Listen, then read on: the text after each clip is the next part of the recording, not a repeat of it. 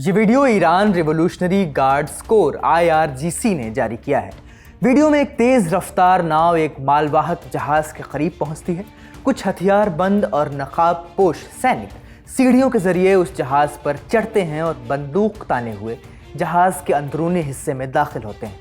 इस दौरान पानी में गश्त करती हुई एक नाव पर ईरान का झंडा भी नजर आता है।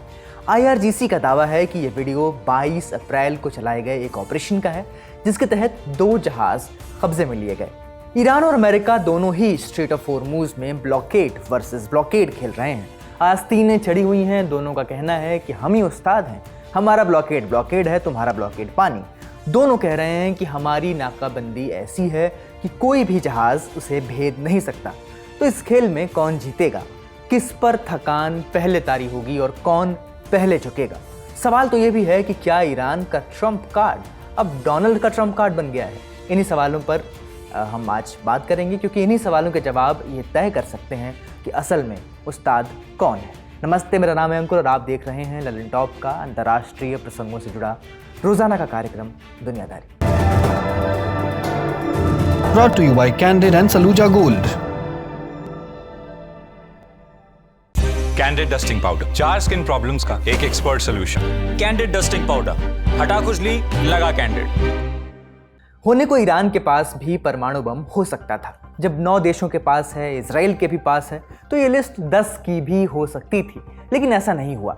सच्चाई इसके ठीक उलट होती तो शायद ये जंग भी न होती। जंग हुई तो अमेरिका इजराइल को पछाड़ने के लिए ईरान पारंपरिक रास्तों पर नहीं चल सकता था। तो दुनिया ने मान लिया कि चुटकियों में फैसला हो जाएगा, ईरान बहुत जल्द घुटने टेक देगा। लेकिन ऐसा भी नहीं हुआ। स्ट्रेट ऑफ होर्मुज ईरान के लिए परमाणु बम की तरह साबित हुआ, जिसके इस्तेमाल से जंग रोकी जा सकती थी। जंग से पहले इस रास्ते से दुनिया का 20% तेल गुजरता था। ईरान ने इस सप्लाई को रोका, तेल के दाम बढ़े, दुनिया दबाव में आई, अमेरिका दबाव में आया और धीरे धीरे पासा पलटने लगा। हम एक बार फिर बहुत जल्द एक कंक्लूजन पर पहुंच गए, एक निष्कर्ष पर पहुंच गए और मान लिया कि ईरान का पलड़ा भारी है। लेकिन क्या आप मानेंगे अगर हम कहें कि ये सिक्के का सिर्फ एक पहलू है? एक फैक्ट ऐसा भी है जो ईरान के खिलाफ है। सिर्फ दुनिया ही नहीं, ईरान भी स्ट्रेट ऑफ होर्मुज की नाकाबंदी नहीं झेल सकता। यह कहें कि किसी भी और देश से ज्यादा बड़ी परेशानी ईरान के लिए है। जिस होर्मुज से दुनिया का 20% तेल गुजरता है, वहीं से ईरान का करीब 90% समुद्री व्यापार होता है। अब जब जंग शुरू हुई है और होर्मुज बंद हुआ था, तब ईरान को कोई खास नुकसान नहीं हुआ था। उसका इंपोर्ट एक्सपोर्ट जारी था, बल्कि उसकी कमाई बढ़ गई थी। लेकिन अब सच्चाई बदल चुकी है। अमेरिका ने स्ट्रेट ऑफ होर्मुज में ब्लॉकेड लगा रखा है, ईरानी बंदरगाहों की घेराबंदी कर रखी है। अब दिक्कत यह है कि ईरानी सरकार की कमाई का ज्यादातर हिस्सा तेल से ही आता है। सेंट्रल बैंक ऑफ ईरान के आंकड़ों के मुताबिक साल 2024 में ईरान के एक्सपोर्ट रेवेन्यू का करीब 65 से 75% हिस्सा तेल से जुड़े उत्पादों से आया था। इन एक्सपोर्ट्स का 92 से 96% हिस्सा स्ट्रेट ऑफ होर्मुज से गुजरता है। ये एक्सपोर्ट्स लोड भी एक ही टर्मिनल से होते हैं, जिसका नाम है ईरान का खार्ग आइलैंड, जहां पर ऑपरेशन चलाने के बारे में अमेरिका सोच विचार कर रहा था। यहां पर लोड हुआ सामान जाहिर है स्ट्रेट ऑफ होर्मुज से ही गुजरेगा। यहां तक तो फिर भी एक्सपोर्ट्स की बात थी, इंपोर्ट्स पर भी खतरा है। ईरान मिडिल ईस्ट में अनाज का सबसे बड़ा इंपोर्टर है। खाड़ी में जितना अनाज इंपोर्ट होता है, उसका आधा हिस्सा ईरान को ही जाता है, वो भी समुद्री रास्ते से और स्ट्रेट ऑफ होर्मुज से गुजरते हुए। अमेरिकी ब्लॉकेड के बाद अनाज इंपोर्ट संभालने के लिए ईरान ने बंदर इमाम खुमैनी पोर्ट की जगह चाबहार पोर्ट का इस्तेमाल शुरू किया। लेकिन चाबहार उस इंपोर्ट का सिर्फ 5वां हिस्सा ही हैंडल कर सकता है। यही हाल दवाओं की सप्लाई का भी है। अगर अमेरिका ने होर्मुज बंद कर रखा है, तो क्या ईरान के पास तेल बेचने के लिए होर्मुज के अलावा दूसरा रास्ता नहीं है? होने को तो है, लेकिन बाकी देशों जितना परफेक्ट नहीं है। नक्शा देखिए। जब से ईरान ने हॉर्मुज स्ट्रेट को ब्लॉक किया है, सऊदी अरब और यूएई ने एक प्लान बी निकाल लिया है। सऊदी अरब ने अपने तेल को ईस्ट वेस्ट पाइपलाइन के जरिए जमीन के रास्ते देश के दूसरे छोर पर यानी लाल सागर के किनारे बसे अपने यनबू बंदरगाह तक पहुंचाना शुरू किया। इसी तरह यूएई ने भी हबशान फुजैरा पाइपलाइन के जरिए अपना तेल ओमान की खाड़ी गल्फ ऑफ ओमान तक पहुंचाना शुरू किया। इस तरह दोनों ही देशों ने होर्मुज की खाड़ी को कुछ हद तक बाईपास कर दिया था। लेकिन क्या ऐसा रास्ता ईरान के पास है? बिल्कुल है। 2021 में ईरान ने गोरेह जास्क पाइपलाइन की शुरुआत की थी। ये पाइपलाइन ईरान के भीतर एक बड़े पंपिंग स्टेशन से, एक प्रोडक्शन साइट से सीधे ओमान की खाड़ी तक जाती है। इसकी पूरी क्षमता 3 लाख बैरल प्रतिदिन तय की गई थी, लेकिन इसका इंफ्रास्ट्रक्चर अभी अधूरा है और रिपोर्ट्स कहती हैं कि साल 2024 में एक दिन में इस पाइपलाइन से सिर्फ 70,000 बैरल तेल ही लाया जा रहा था। यानी गोरेह जास्क पाइपलाइन भी ईरान के लिए प्लान बी नहीं हो सकती। ब्रिटिश अखबार गार्डियन ने एक्सपर्ट्स के हवाले से लिखा है कि ईरान के पास 26 अप्रैल तक ही ऑयल स्टोरेज है, यानी उसके बाद उसके पास तेल रखने की जगह नहीं बचेगी। अमेरिका के वित्त मंत्री स्कॉट बेसेंट का दावा है कि बस कुछ ही दिनों में ईरान का खार्ग आइलैंड, जहां पर उसका सारा कच्चा तेल जमा होता है एक्सपोर्ट के लिए, वो भी पूरी तरह छलकने लगेगा, भर जाएगा और जैसे ही ये टंकियां फुल होंगी, ईरान को मजबूरन अपने तेल के कुएं बंद करने पड़ेंगे। आप कहेंगे कि बंद ही कर दें तो क्या फ़र्क पड़ता है? नहीं, ये कोई नल नहीं है कि जब मन आए बंद कर दिया और जब मन आए खोल दिया। आसान भाषा में समझते हैं। ईरान के पास ज़मीन पर कुल 500 से 550 लाख बैरल तेल स्टोर करने की जगह है। अमेरिकी ब्लॉकेड से पहले ही ये गोदाम 60% तक भर चुके थे। अब जब ईरान के जहाज़ तेल लेकर बंदरगाह से बाहर जा ही नहीं पा रहे हैं, तो ये स्टोरेज बहुत जल्द फुल हो सकता है। स्टोरेज फुल हुआ तो मजबूरी में ईरान को अपने तेल कुओं से नया तेल निकालना रोकना पड़ेगा और यही सबसे बड़ा पेंच फंस रहा है। जब किसी पुराने और जमे हुए तेल के कुएं को अचानक बंद किया जाता है तो कुएं के अंदर का प्रेशर बिगड़ जाता है, तेल के नीचे मौजूद पानी तेज़ी से ऊपर आ जाता है और तेल की जगह ले लेता है पानी। टेक्निकल भाषा में इसे वाटर कोनिंग कहते हैं। इसके अलावा कुएं की मिट्टी धंसने और रास्ता ब्लॉक होने का भी खतरा बना रहता है। आसान शब्दों में कहें तो कुएं के ढांचे के, यानी जो इंफ्रास्ट्रक्चर है उसको भारी नुकसान हो सकता है। अंदाज़ा है कि इस ज़बरदस्ती के शटडाउन से ईरान रोज़ाना 3 से 5 लाख बैरल तेल निकालने की क्षमता हमेशा के लिए खो सकता है, यानी जंग रुकने के बाद भी हर साल अरबों डॉलर का नुकसान। इस मुसीबत से बचने के लिए एक छोटा मोटा जुगाड़ ज़रूर है। लंबे समय तक पश्चिमी देशों की पाबंदियां झेलते झेलते ईरान ने एक पैंतरा सीख लिया है। इसे कहते हैं फ्लोटिंग स्टोरेज, एक तैरता हुआ गोदाम। जब इंटरनेशनल मार्केट में तेल का कोई खरीदार नहीं मिलता या ज़मीन पर जगह फुल हो जाती है, प्रोडक्शन साइट्स में जो जगह है वो फुल हो जाती है, तो ईरान कच्चा तेल निकालता है और अपने बड़े बड़े जहाज़ों में भर देता है। फिर इन जहाज़ों को समंदर में ही खड़ा कर देता है ताकि कुएं से तेल निकलने का काम न रुके और कुएं बर्बाद न हो। मार्च 2026 में भी जब खार्ग आइलैंड पर हमले का खतरा था तो ईरान ने यही किया था, लेकिन ये कोई परमानेंट हल नहीं है। ईरान के सामने एक और चुनौती है। क्या आप यकीन करेंगे अगर हम कहें कि ईरान पेट्रोल इंपोर्ट भी करता है? उसके पास कच्चा तेल तो अथाह है, लेकिन उसे साफ करके इस्तेमाल लायक बनाने वाली रिफाइनरीज बहुत पुरानी हो चुकी हैं।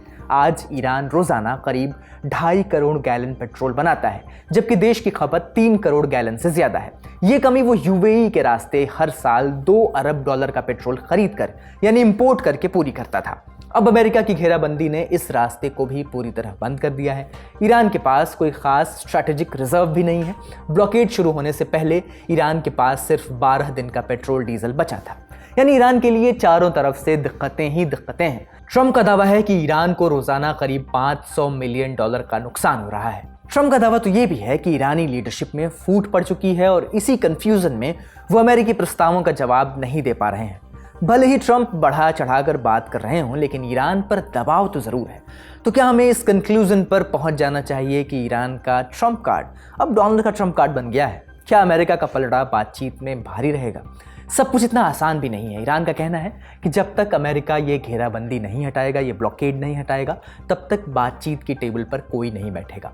ब्लॉकेड के बीच भी ईरान के कुछ जहाज़ हॉर्मुज से गुजर रहे हैं। वॉटेक्स कार्गो ट्रैकिंग कंपनी के मुताबिक ब्लॉकेड शुरू होने के बाद से अब तक ईरान से जुड़े कम से कम 34 तेल टैंकर्स अमेरिकी ब्लॉकेड से बचकर निकले हैं। इनमें से 19 खाड़ी से बाहर गए हैं और 15 इसमें दाखिल हुए हैं।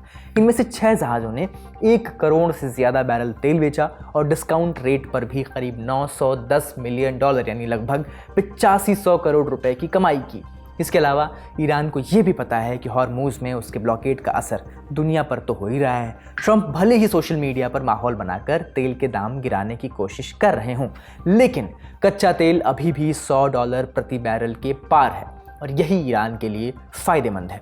इसका असर अमेरिका में नवंबर 2026 में होने वाले मिड टर्म इलेक्शंस पर भी पड़ सकता है। अमेरिकी वोटर्स की जेब कट रही है और उनका मूड कैसा है, ये ट्रंप की गिरती अप्रूवल रेटिंग बता रही है। ईरान तो फिर भी ईरान है। ट्रंप के लिए एक दिक्कत उनके देश का एक कानून भी है, वॉर पावर्स एक्ट। इस कानून के चलते 1 मई के बाद ट्रंप अपनी मर्जी से ईरान जंग नहीं खींच सकेंगे। जब 28 फरवरी को अमेरिका और इजराइल ने ईरान पर बमबारी शुरू की, तब ट्रंप ने कहा था कि वो कमांडर इन चीफ होने के नाते अपने ठिकानों और क्षेत्रीय सहयोगियों, खासकर इजराइल की रक्षा के लिए ऐसा कर रहे हैं। लेकिन कई डेमोक्रेट नेताओं ने इस दलील को नहीं माना और लगातार ये कहते रहे कि ट्रंप ने गैर कानूनी तरीके से हमले किए हैं। वहीं व्हाइट हाउस के अधिकारी और ज़्यादातर रिपब्लिकन नेताओं का कहना था कि ट्रंप कानून के दायरे में ही काम कर रहे हैं। वॉर पावर्स एक्ट, ये जो कानून है, इसके तहत अमेरिकी राष्ट्रपति बिना कांग्रेस यानी बिना संसद की मंजूरी के सिर्फ 60 दिनों तक ही मिलिट्री का इस्तेमाल कर सकते हैं। वैसे तो जंग फरवरी के आखिर में शुरू हुई थी, लेकिन ट्रंप ने 2 मार्च को कांग्रेस को औपचारिक जानकारी दी थी। वहाँ से अगर हम 60 दिन गिने तो 1 मई को यह मियाद खत्म हो रही है। 1 मई के बाद ट्रंप के पास सिर्फ 3 ऑप्शंस बचते हैं। पहला, कांग्रेस से मंजूरी लें, जो कि बहुत मुश्किल है क्योंकि कई रिपब्लिकन नेता भी लंबी जंग के हक में नहीं हैं। दूसरा, पीछे हटें, सेना को धीरे धीरे जंग से दूर कर लें। और तीसरा, एक्सटेंशन लें। कानून 30 दिन का एक्सटेंशन देता है, लेकिन ये हमला जारी रखने के लिए नहीं बल्कि सैनिकों को सुरक्षित वापस बुलाने के लिए होता है।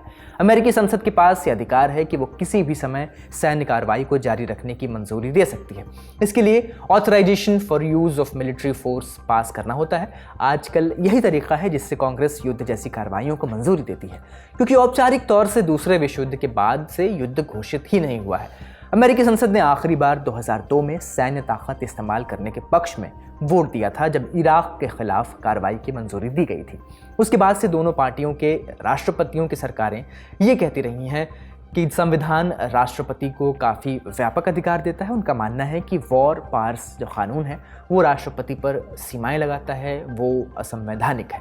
ऐसे में चांसेस हैं कि ट्रंप कोई लूप होल निकालें। हो सकता है कि ट्रंप वही दलील दें जो 2011 में बराक ओबामा ने लीबिया के वक्त दी थी। ओबामा ने कहा था कि चूंकि हमारे सैनिक ज़मीन पर नहीं उतरे हैं और आमने सामने की गोलाबारी नहीं हो रही है, इसलिए यह कानून लागू नहीं होता। ट्रंप अपने पिछले कार्यकाल में भी इस कानून को असंवैधानिक बता चुके हैं। फिर भी अगर इस तय समय सीमा को नज़रअंदाज किया जाता है तो ये रिपब्लिकन पार्टी के लिए एक राजनीतिक समस्या बन सकती है। आप इसके बारे में क्या सोचते हैं? कमेंट बॉक्स में ज़रूर बताएं। भारत का सबसे भरोसेमंद Saluja gold TMT bars. Saluja gold TMT। अब सही पकड़े हो कॉन्ट्रैक्टर बाबू, मजबूती सब कुछ है। बड़ी खबर यहीं तक, अब सुर्खियों की बारी। एक तरफ तो ट्रंप का पूरा एडमिनिस्ट्रेशन जंग में उनके लिए जीत का दावा करने के लिए नए नए तरीके खोज रहा है, नेवल ब्लॉकेड को असरदार बनाने में लगा हुआ है। दूसरी तरफ वहां की मिलिट्री में बर्खास्तगी का सिलसिला ही नहीं खत्म हो रहा है। ताज़ा मामला नेवी के सेक्रेटरी जॉन फेलन का है, जिन्होंने अपना पद छोड़ दिया है। अमेरिका के रक्षा विभाग पेंटागन ने 22 अप्रैल को इसकी जानकारी दी। उनकी जगह अमेरिकी नेवी के अंडर सेक्रेटरी होंग चाओ कुछ समय के लिए इस पद को संभालेंगे। अब ऐसे तो नेवी सेक्रेटरी का रोल ज़्यादातर एडमिनिस्ट्रेटिव काम से जुड़ा ही होता है, मसलन पॉलिसी बनाना, ट्रेनिंग करवाना, बजट मैनेज करना वगैरह वगैरह। नेवी की वर्किंग पर इसका कोई बड़ा असर नहीं होता, लेकिन फेलन से पहले भी अमेरिकी सेना के बड़े अधिकारियों को पद से हटाया जा चुका है। इनमें सबसे बड़ा नाम तो army chief of staff Randy George का है, जिन्हें पिछले महीने बर्खास्त कर दिया गया था। इनके अलावा 2 और आर्मी अफसर, जनरल डेविड हॉडने और मेजर जनरल विलियम ग्रीन को भी हटाया गया था। अब सवाल है कि जंग के बीच में अमेरिकी मिलिट्री में यह छटनी क्यों चल रही है? वजह है रक्षा मंत्री पीट हेग्सेथ। पद संभालने के बाद से हेग्सेथ लगभग दर्जन भर सैन्य अफसरों को हटा चुके हैं। फेलन का भी पेंटागन के बड़े अधिकारियों के साथ लगातार टकराव चल रहा था, खासकर हेग्सेथ और डिप्टी डिफेंस सेक्रेटरी स्टीफन फाइनबर्ग के साथ उनकी कई बार बहस हुई। इस वजह से उनके बीच कई महीनों से तनाव था। विवाद उनके काम करने के तरीके, स्टाफ से जुड़े फैसलों और कई दूसरे मुद्दों को लेकर था। फाइनबर्ग नेवी के बड़े नए शिप बिल्डिंग प्रोजेक्ट को संभालने के फेलन के तरीके से काफ़ी नाराज़ थे। एक कांग्रेस अधिकारी के मुताबिक फाइनबर्ग धीरे धीरे इस प्रोजेक्ट की जिम्मेदारी फेलन से लेकर खुद संभालने लगे थे। इसके अलावा फेलन की हेग्सेथ से नेवी और मरीन कोर में स्टाफ से जुड़े मामलों पर भी टकराव हुआ। न्यूयॉर्क टाइम्स के मुताबिक हेग्सेथ ने निर्देश दिया था कि जनरल और एडमिरल स्तर के प्रमोशन के उम्मीदवारों के सोशल मीडिया अकाउंट की जांच की जाए, ताकि ये देखा जा सके कि वो उनके मानकों के हिसाब से ज़्यादा वोक तो नहीं है। लेकिन फेलन इस पर राजी नहीं थे। इन्हीं सब वजहों से उन्हें पद से हटा दिया गया। दूसरी सुर्खी, क्या आपने वो फिल्म देखी है the curious case of Benjamin button? इस साईफाई फिल्म में हीरो को एक ऐसी बीमारी होती है जिससे उम्र बढ़ने के साथ साथ वो बूढ़ा होने के बजाय जवान होता है। ब्रिटेन ने भी अपनी नई पॉलिसी में यही फंडा अपना लिया है। अब वहाँ लोग तो बूढ़े होंगे पर सिगरेट खरीदने के लिए कानूनी तौर पर हमेशा नाबालिग ही रहेंगे। धुएं के खिलाफ ये दुनिया का सबसे अनोखा डेथ वारंट है। ब्रिटेन में 2008 के बाद पैदा हुए सभी बच्चों के लिए अब सिगरेट खरीदने पर बैन लगा दिया गया है। यानी जो बच्चे 17 साल या उससे कम उम्र के हैं वो कभी भी सिगरेट नहीं पी सकेंगे। इसके लिए बरतानवी संसद ने एंटी स्मोकिंग कानून पास किया है। नाम है टोबैको एंड वेप्स बिल। इसके तहत सिगरेट खरीदने की न्यूनतम उम्र हर साल 1 साल बढ़ती जाएगी। ये नियम उन सभी लोगों पर लागू होगा जिनका जन्म 1 जनवरी 2009 या उसके बाद हुआ है। इस बिल को अगले हफ्ते किंग चार्ल्स की मंजूरी मिलने वाली है। इसके साथ ही वेपिंग को लेकर भी सख्ती बढ़ाई गई है। अब 18 साल से कम उम्र के लोगों को वेप या निकोटीन वाले प्रोडक्ट्स बेचने पर पूरी तरह रोक होगी। इसके अलावा एड्स, दुकानों में डिस्प्ले, फ्री गिव अवे और डिस्काउंट पर भी कड़े नियम लागू किए गए हैं। सरकार का कहना है कि इसका मकसद स्मोकिंग कम करना और युवाओं को निकोटीन की लत से बचाना है ताकि आगे चलकर नेशनल हेल्थ सर्विस पर पड़ने वाला बोझ भी कम हो सके। सरकारी आंकड़ों के मुताबिक इंग्लैंड में हर साल करीब 64,000 लोगों की मौत स्मोकिंग की वजह से होती है और लगभग 4 लाख लोग अस्पताल में भर्ती होते हैं। इस नेशनल हेल्थ सर्विस पर हर साल करीब 3 अरब का खर्च आता है, जबकि पूरी अर्थव्यवस्था को होने वाला नुकसान 20 अरब से भी ज्यादा है। आज का दुनियादारी यहीं समाप्त होता है। अपना और अपनों का ख्याल रखिए। देखते रहिए दी ललन टॉप। शुक्रिया। शुभ रात्रि।